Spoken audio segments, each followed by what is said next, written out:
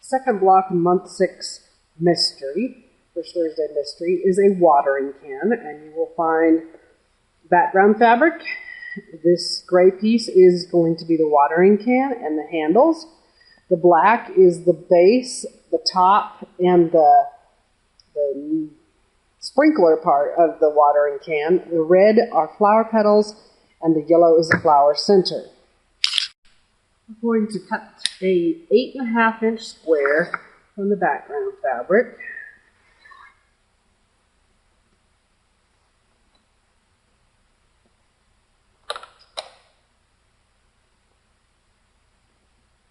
If you are getting skips like I am with this rotary cutter, it probably means it's time for a new blade.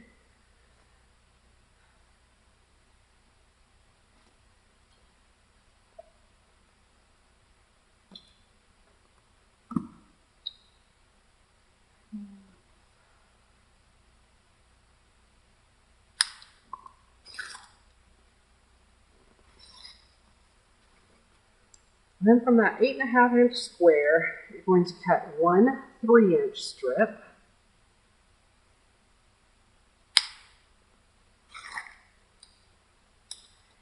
And you're going to cut the rest of it down to 6 inches.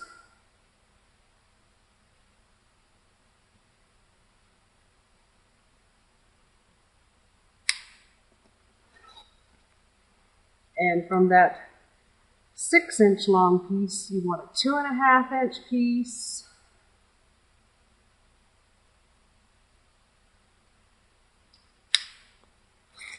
And what's left should be 3 inches. From the gray piece of fabric, we need to cut 3 different pieces. The first one I'm cutting is a 1-inch bias strip. The pattern in one place says a 1.5, that's on the diagram, and the other place it says a 1-inch. I'm cutting a 1-inch because I'm going to make 1/2-inch wide handles on my watering can, so 1 is all I need. So when you're cutting bias, what you want to do is line up your 45-degree line with one of your straight edges, and I'm also lining it up here with the corner. And we're just going to cut. Move that one out of the way. And because I want a 1-inch strip, now all I have to do is line up my 1-inch mark on my last cut edge. So there is my 1-inch strip. Pattern said 14 inches. If it's a little more than that, it doesn't matter because we're going to be cutting it after we make it into bias strips.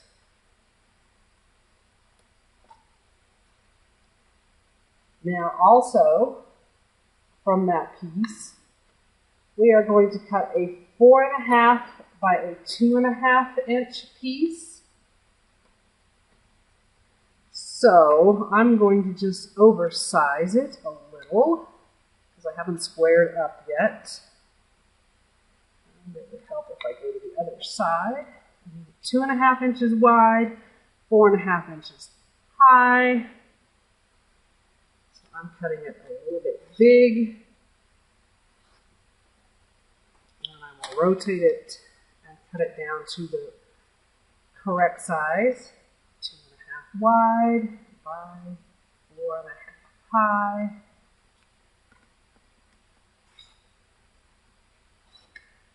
That piece. And my last piece is going to be 4 inches. And see, I'm not going to get it out of this side, which the diagram shows it is not.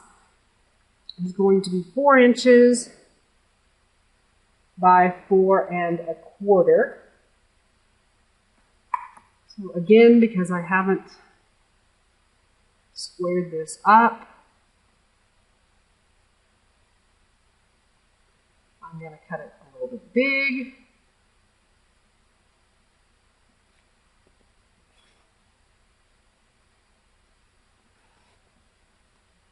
That piece is scrap.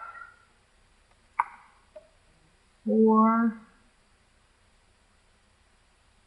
by 4.25.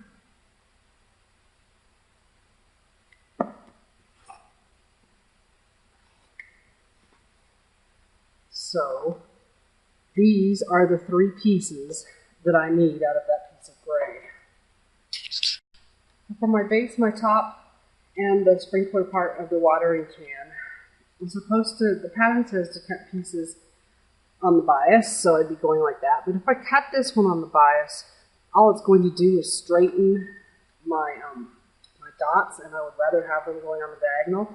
So rather than cutting on the bias, I am going to cut on the straight of grain. I need a 1.5 by 4 inch piece and a 1 1/4 by 4 inches. So that would be 2 3/4. I'll just go ahead and cut that.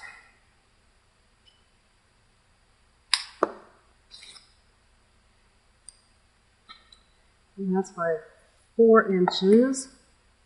So just cut that down to 4.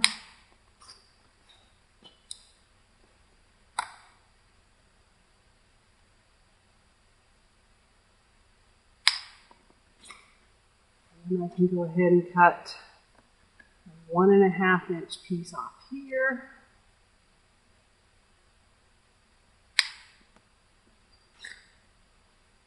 And I should be left with a 1 1/4 inch. Enough. Next step is to sew the 1 1/4 inch by 4 inch piece to the top of the 4 by 4 1/4 inch watering can piece, and then the 1 1/2 inch by 4 inches to the bottom of the watering can piece. And since we didn't cut it on the bias, there's really nothing special. This is just a regular seam. If you had cut it on the bias, it would be a good idea to put the bias piece on the bottom against the feed dogs when you're sewing, because the bottom piece with the feed dogs against it usually take up in a slack. Once you've sewn the top and bottom together, it will look like this. Now, the pattern says that this top band, once you've sewn it together, will measure 1 inch. That is correct. The bottom band will measure 1 1/4. It says that the center, the watering can, is going to measure 4 inches. That is incorrect. It will measure 3 3/4 because we cut this piece at 4 1/4. So don't let that confuse you. Our next step is to make a template for the spout on the watering can. So I mentioned on the birdhouse that Templar is a heat-resistant template plastic, and that's what I'm using. Since I have a straight edge on this piece that I'm tracing, I went ahead and just lined up my straight edge on the Templar on that side. I mean, you could always just draw it in if you have raggedy edges after you've already cut pieces. And also, because it's straight pieces, it's easier to just use a ruler to mark. You can use a pencil. You could use a marker. I'm just going to trace that piece.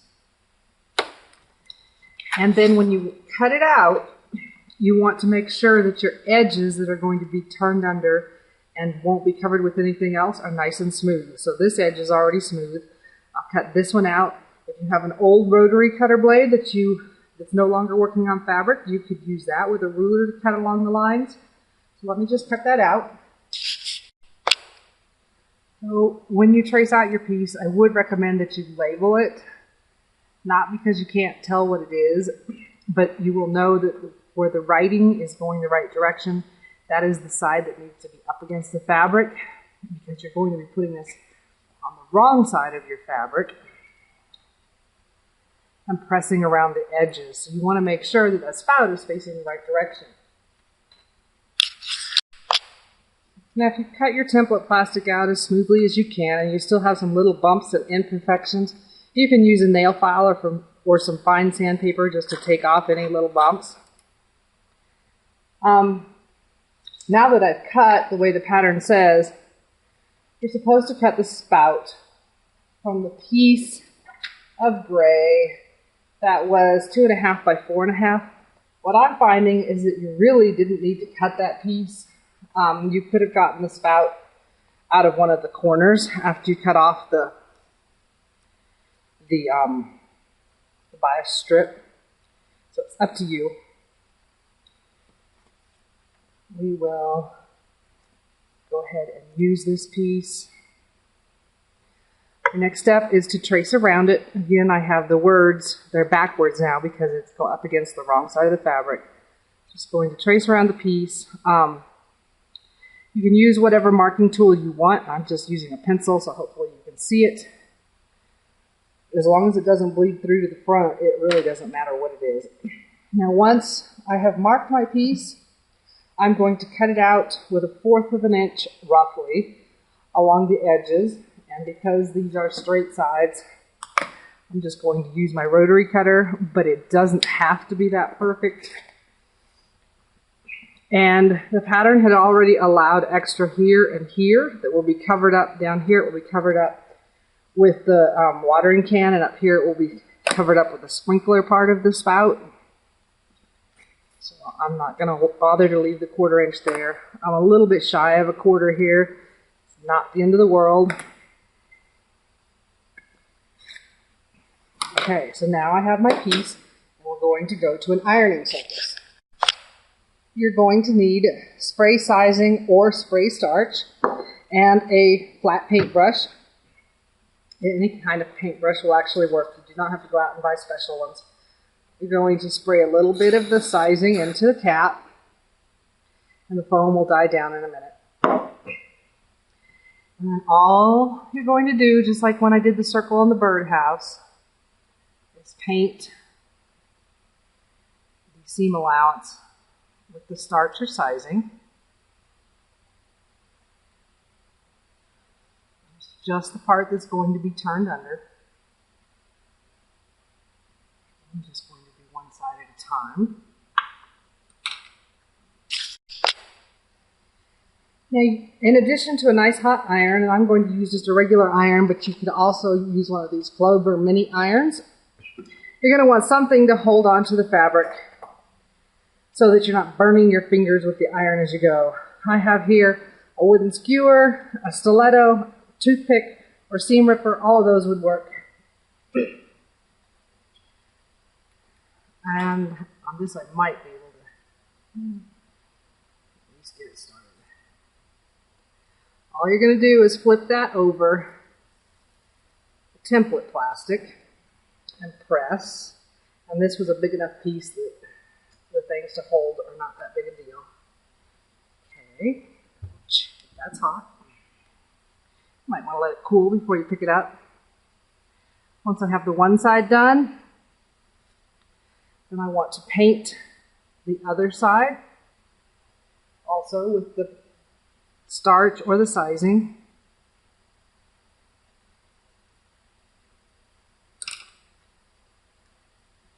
This tucked back in where it was. Oops. Flip it up. It's not a good place to leave your fingers. So that's the one part about starch and press that you need to be careful of, that you're not burning your fingers with the iron. Once you have one side pressed, you can flip it over and do the back side. And so now I have a nice, neat spout ready to applique on. Go ahead and remove the template plastic from the spout. If you're doing lots of the same shape, hold on to that template because it can be used over and over again. The spout is going to go onto the 3x6 piece of background fabric. If you look at the pattern, it doesn't go all the way to the bottom. In fact, it just goes into the bottom edge. So I want to line it up. This was scooted over a little bit so you can just kind of eyeball where it's going to end up. This cut edge, the one that they already had drawn on the pattern, should be up against the edge of the fabric. I've pinned my prepared spout onto my background piece, and I mentioned when I was doing the hole on the birdhouse that for applique, I like the size 11 straw needles, and I use a 60 weight thread. However, I'm concerned that you're not able to see the stitches when I do that for the demo. So I have a piece of burlap that I have turned under the edge and have it on a piece of felt, And I grabbed a really big needle and some heavy thread that contrasts. Usually, you would want to be matching your thread to your applique piece. But I want you to be able to see the stitch. So when I start out, if I can, I like to bury the knot between the applique and the background. So I come up in the applique, I go down right next to it into the background fabric, rock the needle, go forward. I'm coming up in the applique fabric. I only want to catch a couple of threads at the most, because I'm trying to make these stitches invisible. Pull it. I'm going to go down again, right next to the applique into the background fabric. And you can feel where the needle is with your finger underneath. You don't have to make it bleed. Come up in the applique fabric, down in the background, up in the applique, down in the background, and up in the applique. And even with this really heavy fabric and the blue pearl cotton, the stitches are not too bad in there. They're almost disappearing. So it's a little bit of practice, and you wouldn't make your stitches quite as far apart when you're working on the finer fabric. Now, when you're doing applique, on the straight stretches, your stitches can be a little bit further apart. When you have tight curves or points, you want your stitches closer together to help hold it. Okay, we need to trace the rest of our template pieces for the applique. We want the oval for the sprinkler part of the spout. We'll need the flower. Rather than tracing 5 petals onto the template plastic, just pick the petal that you think looks the best and trace it. Trace the circle, or if you have the little pre-done circles, you can use those like I showed in the birdhouse. If you want to, go ahead and trace the pieces for the handles. I'm going to show you how to make the handles using a bias tape maker. So if you want to wait to see that, then go ahead and hold on. So I will cut these out, and then we're going to do exactly the same thing as we did, turning the edges under. I have placed my template pieces on the wrong side of the fabric and traced around them. You may not be able to see on the red. The red piece is big enough, but you're not going to have a bunch to waste. So what I did was put the petal on the end, trace it, put it on the other end, trace it, center it, and trace it. And then I flipped it over between the pieces and traced it. If it's not exactly 1/4 of an inch, it doesn't matter. You're going to want to split the difference between these petals. Now all I'm going to do is cut out around it, leaving a seam allowance roughly 1/4 of an inch. Just like the circle with the birdhouse, I have done a running stitch around the edge of my oval. I will put the template plastic in the center and pull up my gathering stitches and knot it off. It's a little bit harder to do holding down flat than if it's in your hands.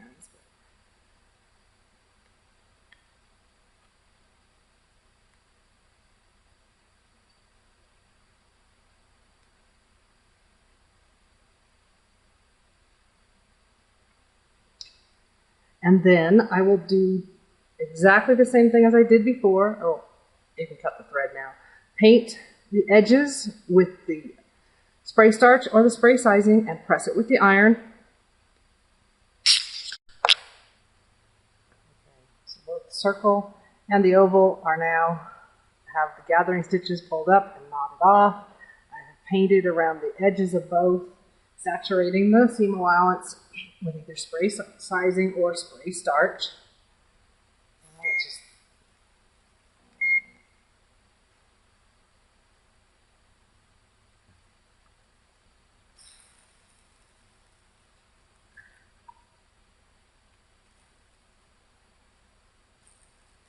Press the edges. You want to press until the sizing or starch is dry. Flip over and do the other side as well.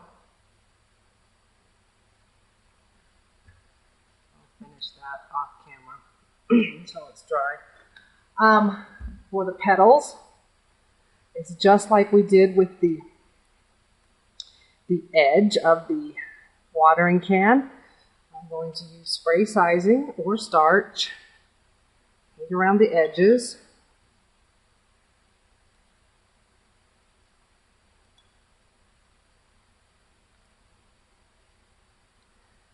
And then I'm going to center my template. If it's not exactly on the lines you drew, it is not the end of the world. Actually, probably be easier for me to work on this side. Because she had already added the seam allowance on in the pattern, I went ahead and put my bottom edge of the petal down against the cut edge.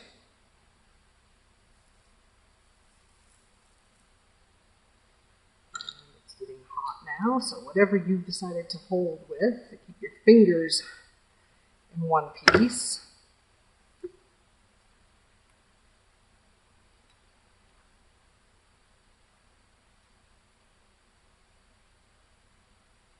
Just using the iron to flip the edges up and over the template.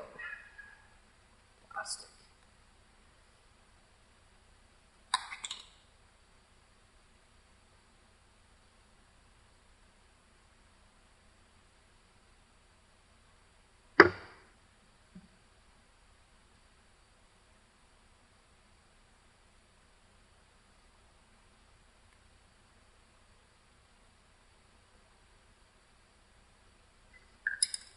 And again, flip it over and give it a press on the other side.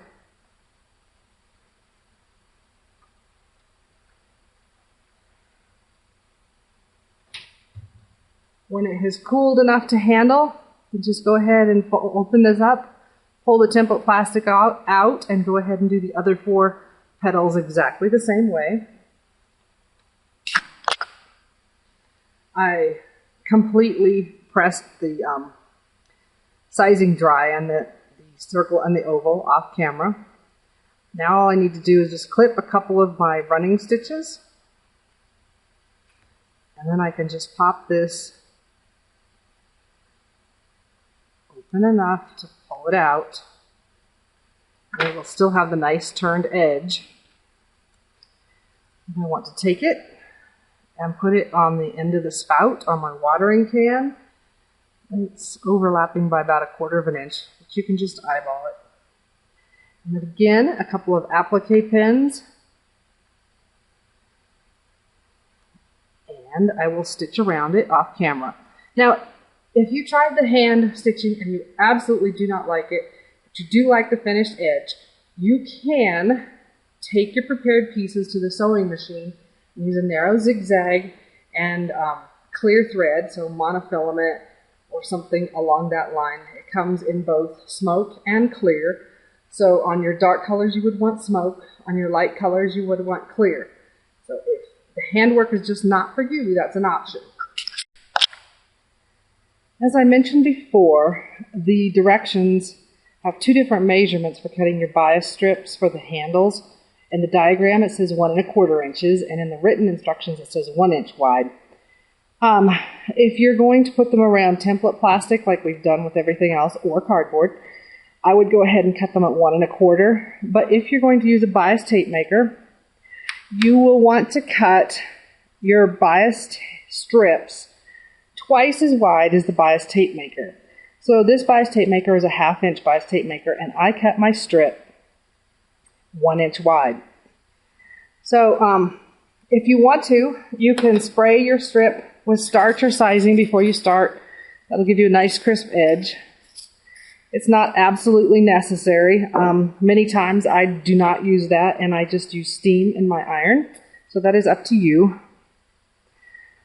You're going to start by threading your bias strip through the bias tape maker, and the wrong side is going to be towards the yellow in this case. They come in different colors depending on the size. And that's probably the hardest part of the whole thing, is just getting it started. You can use a pen through a slit to help pull it out. And now I have my end out. And just need to sort of get it started. My iron goes right up against the tip of the bias tape maker. And I want to try to keep my bias strip centered in a bias tape maker. And once I get it started,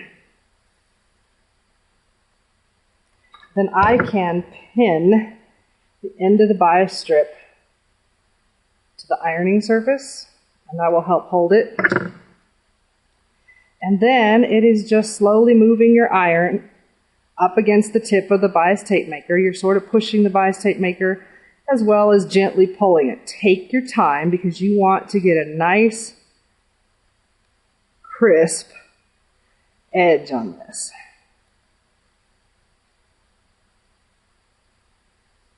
And you're just going to go all the way to the end of this. If you ever need bias tape longer than the strips you can cut from your fabric, you can piece your bias strips together. So I'm going to go ahead and finish the strip. So here's the right side of my bias strip. If I want to start a curve, I can do it with the iron. Just kind of hold and press. You can also do it just pinning. Okay, the side handle is going to go onto the piece that is 2.5 by 6 inches long.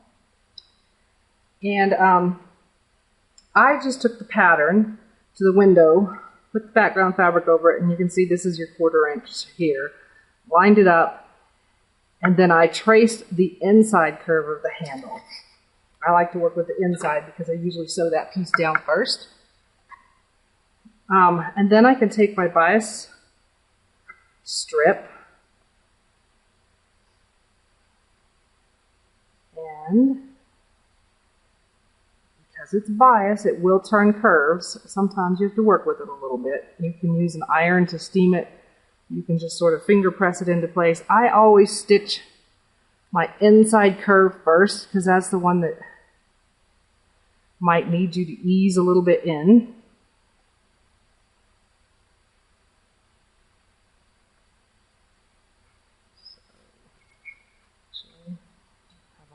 Applique pen sitting right here next to me.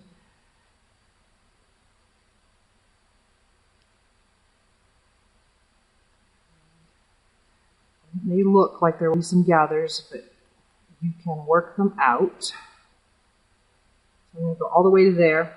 I did mark with a Frixion pen, so I'm not steaming it on camera. I'll lose my marks. So I will go and stitch the inside curve first and show it to you before I stitch the outside curve. Okay, I have stitched the inside, and you can see that my handle is still buckling a little bit. I am going to use steam, and I apologize because this iron is extremely loud. Okay, if it steams. Got it on too long.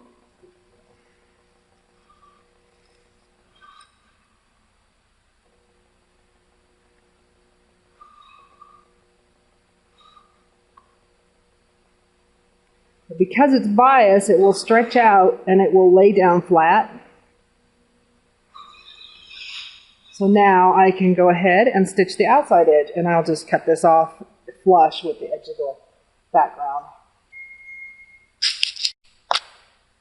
The top handle is going to be exactly the same process as the side handle. The top handle goes on the background piece that is 3 inches wide by 8.5, and I just lined it up and used either a light box or the window, and I drew the inside curve, and I will just pin on my bias strip just like before and sew it down. Okay, now I have the 4 parts of the watering can together. So I will sew the 2 sides to the center section, then press those seams, and then sew the top onto the whole thing. So here's the back of my block. After I pressed it, I chose to press the background pieces in towards the can. Now I flip it over, and it's cute as is, but we are going to add a flower to the center. Just going to arrange it until you're happy with it.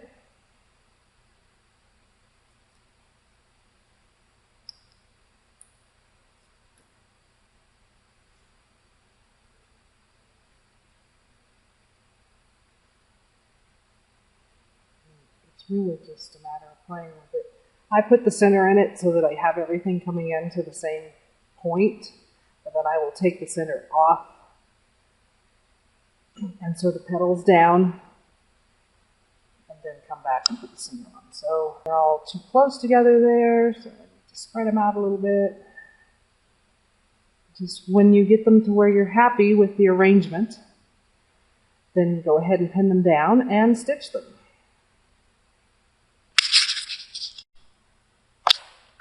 So here are the 2 blocks for this month finished. I have pressed both of them after they were done.